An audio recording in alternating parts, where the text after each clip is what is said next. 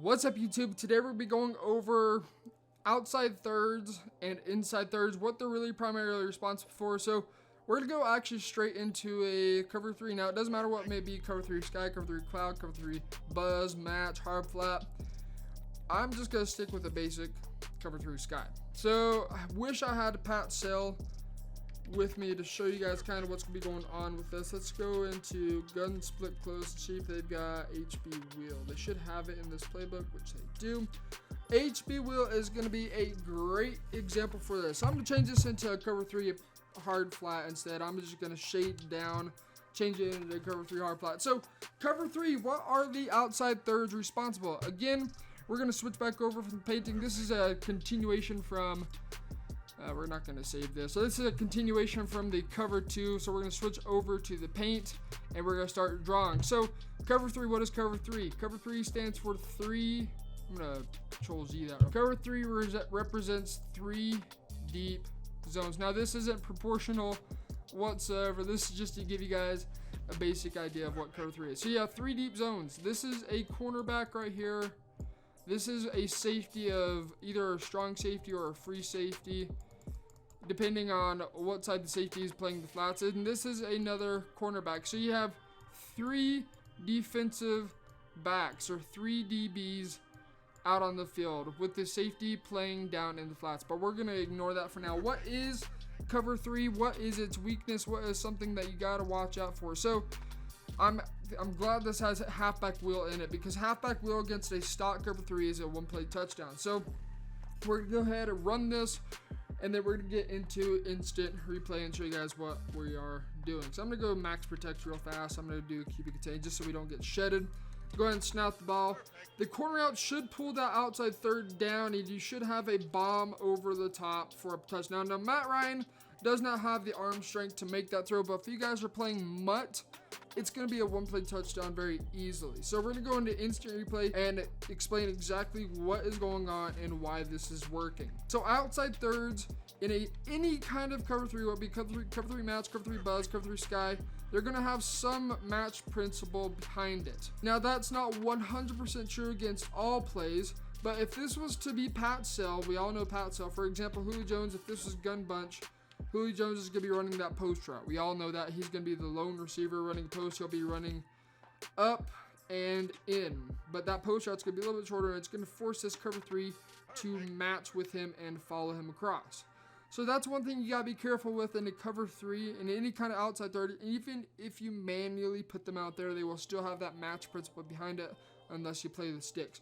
Now, in corner out, you notice this outside third right here. Any outside third they're responsible for 2 things in Madden. Keep in mind, this is Madden. They're responsible for corner routes and post routes, depending on the post route, like Pat Sale, Buck Sale, those kind of post routes. They will follow them.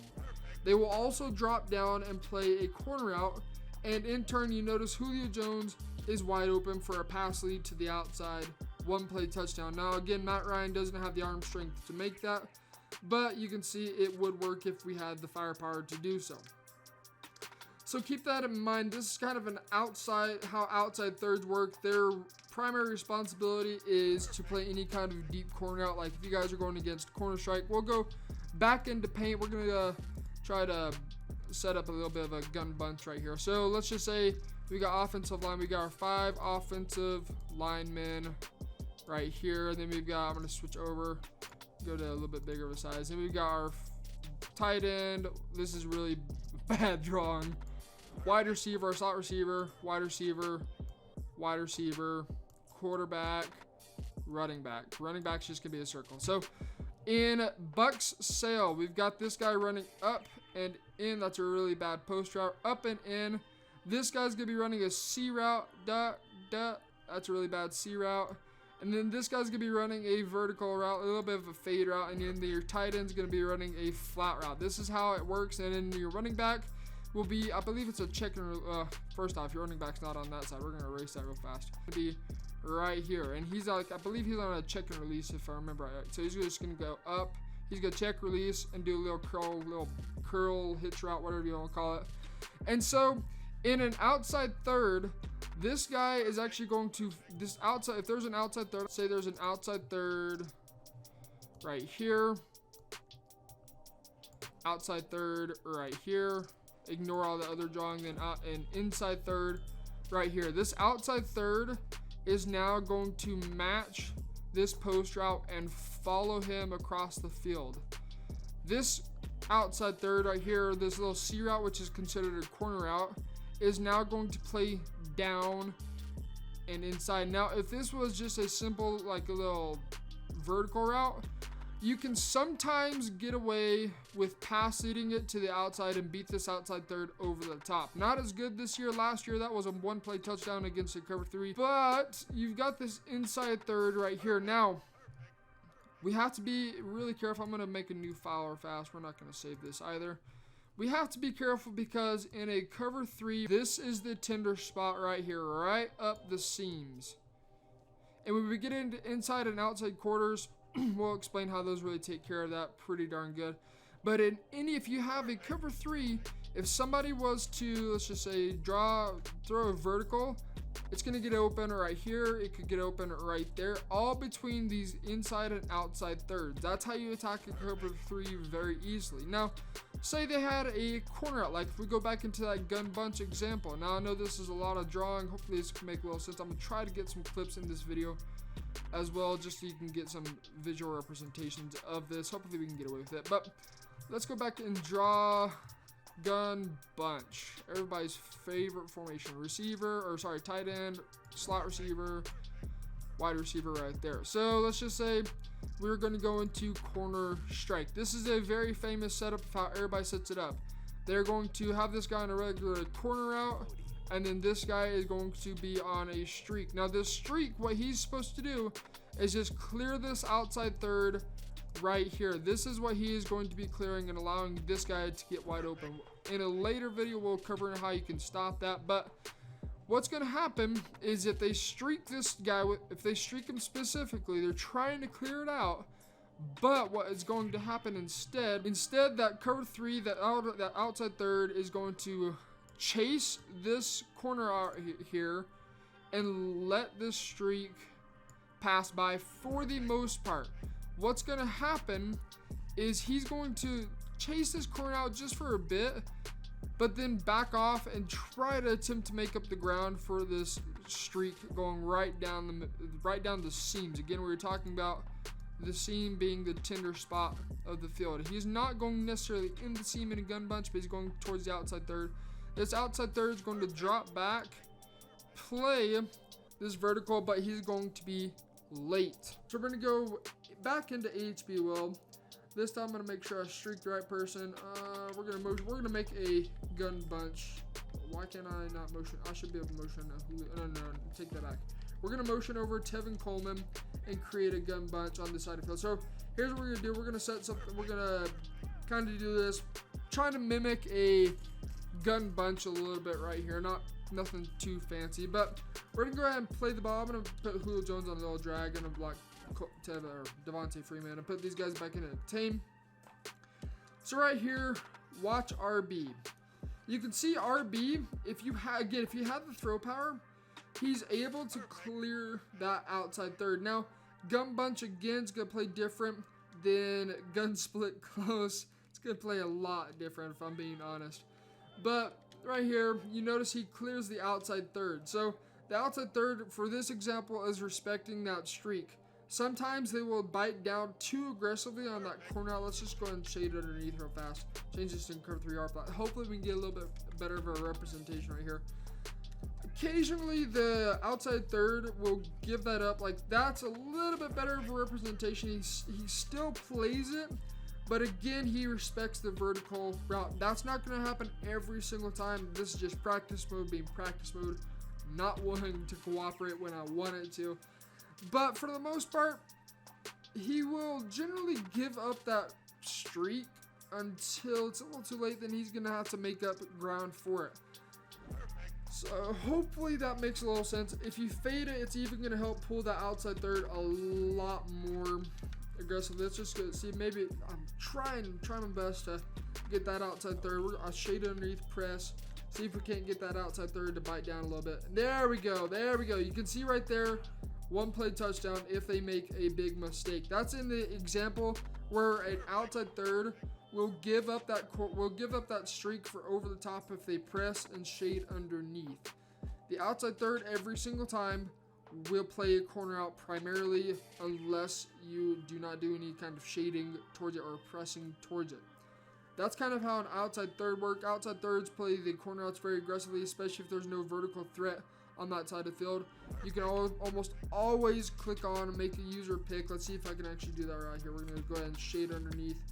I'm going to try my best to make a user lurk right here. No guarantees. Got a whole ton of things going on. So let's just... Let's get the camera down. Come on. Okay, well, we're going to go ahead, shade underneath. I'm going to try to get a click on right here.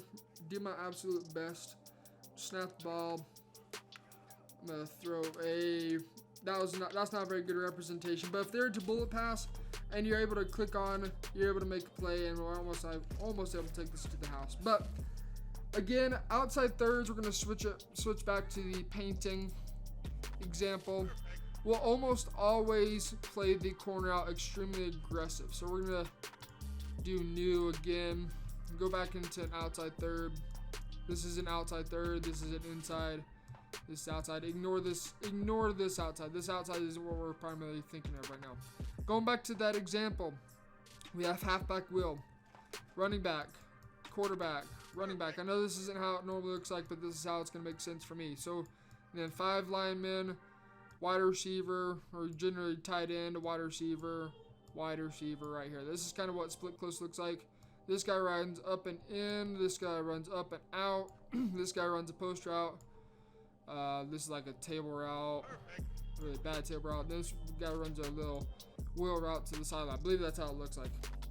But again, outside third is going to play this really aggressively. Give up this. He'll play this really aggressively, but then he's going to give this bad boy up for a very easy touchdown over the top. Now this is just because this is how Madden is. It really shouldn't happen. He should recognize it, or this middle third should follow this post route. But it's, again, this is Madden. This isn't the NFL, or this isn't even college ball. Then what should happen is this outside third over here should follow this wheel route down the sideline as well. Now, again, it may not happen every single time, but generally this is what's going to work out. Now, how can you prevent these kind of one-play touchdowns? This is the final portion of the video. Do be warned, by doing this, you're giving up other plays. You're not giving up a touchdown, but you're going to give up underneath a lot more frequently.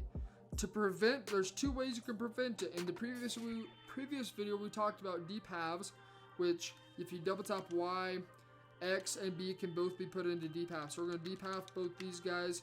Now it looks like a cover 2 invert with a middle third. That's one way that you can prevent any kind of one-play touchdown. But let's go ahead and shade underneath and see what happens. Now we're going to snap the ball. Watch this corner out. Corner out wide open.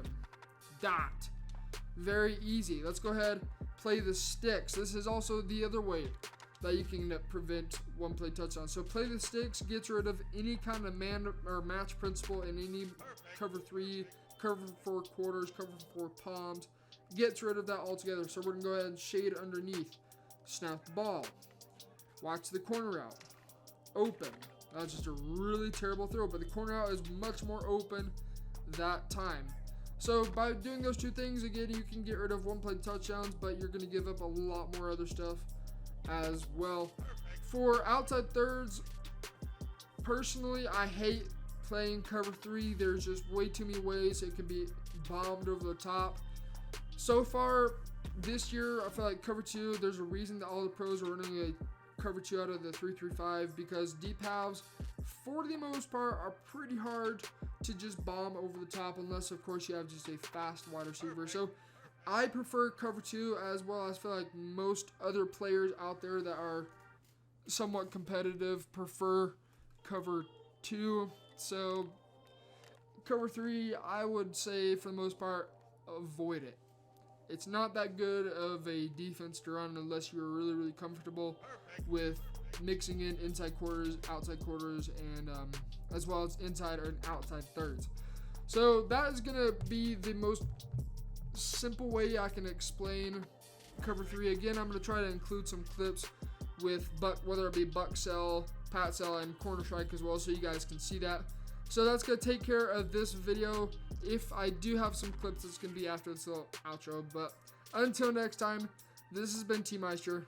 See ya.